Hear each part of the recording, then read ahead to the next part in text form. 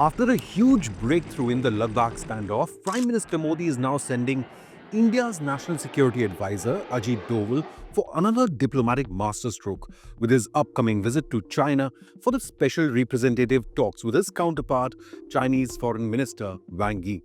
NSA Doval's visit comes only a month after New Delhi and Beijing agreed on patrolling arrangements along the hotly contested line of actual control in Ladakh, with the tough diplomatic and military level negotiations forcing the Chinese PLA to dismantle their temporary structures and pull back across the LSE to pre-2020 positions. Now, this report by Hindustan Times quoted a source saying, quote, Indian and Chinese sides are working on the dates of the visit and NSA Doval could be visiting Beijing for talks under the mechanism of special representative on the border issue by December end or January beginning, unquote. The development was confirmed by Chinese Foreign Ministry spokesperson Lin Jian at a press briefing held in Beijing on the 16th of December.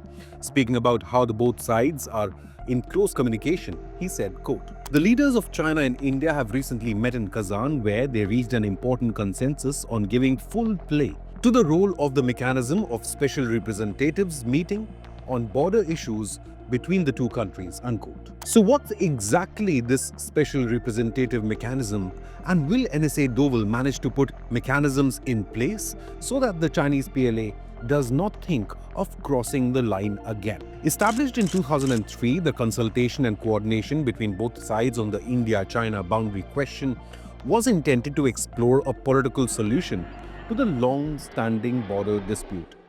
Remember, the last meeting between Doval and Wang Yi took place on the 12th of September on the sidelines of the multilateral meeting in the Russian city of St. Petersburg, resulting in disengagement at the two long-standing friction points, Depsang Plains and Demchok, on the 21st of October.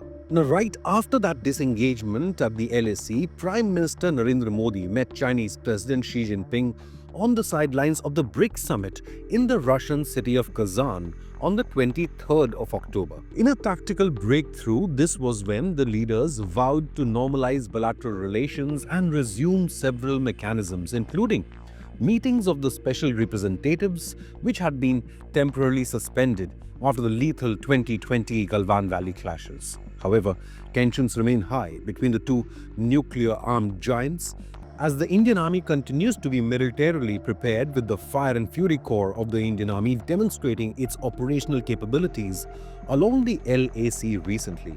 A video showcased the gunners' unmatched professionalism, grit and resolve, guns roaring through the icy heights of the Himalayas with temperatures plummeting to minus 35 degrees Celsius, symbolizing the indomitable spirit of the Indian Armed Forces even at altitudes of 14,500 feet. The video displays the Indian Army's ability to operate seamlessly in such inhospitable terrain, reflecting its year-round operational readiness and focus on modernization under initiatives like the Year of Tech Absorption and Tech-Infused Future Ready. As the army remains prepared at the LAC border, External Affairs Minister Dr. S. Jaishankar on the 15th of December publicly accepted that the equation between India and China remains to be very complex. While speaking to the Indian Express, Jaishankar reiterated, quote, eventually, it's in the interest of both India and China to reach an equilibrium. Conceptually, it's difficult to do because both are changing in absolute terms and vis-a-vis the world, unquote. Jaishankar further noted that while disengagement has been worked out, there are other issues which confront India and China, and that New Delhi continues to focus on de-escalation. But what is the current situation at the LAC border? External Affairs Minister's statement came shortly after confirmation of Chinese troops' withdrawal from the last friction points in the Depsang area of Y Junction and Raki Nala of Ladakh on the 13th of December. This indicates that the Chinese army has now completely pulled back into its own territory and vacated any perceived neutral zone.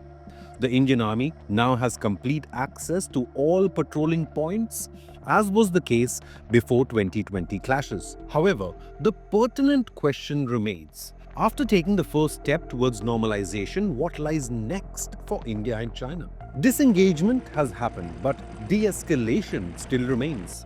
Both sides now aim to take steps to reduce frontline troop deployments, thus reducing the chances of any future conflicts. Now, this will be the mission of NSA Doval as he heads to China, as Doval will aim to convince the CCP leadership to keep their troops in line. Now, this means that both India and China would have to agree to pull the amassed personnel and heavy weaponry back from the front line by a few dozen kilometers at least. Secondly, the mission is a set of confidence-building measures to bring back the trust factor which has been lost after the Galwan Valley clashes in 2020. However, with China claiming all of Arunachal Pradesh, calling it South Tibet or Yangtze, the Northeast has seen consistent attempts of transgression by Chinese forces and was also the scene of a scuffle in 2020 near Tawang, as well as another one in 2022. The real challenge will be for India and China to finalize a permanent boundary and settle the dispute once and for all. So can India trust China to maintain peace at the border? Leave a comment with your opinion, hit the like button and subscribe to InConnect News.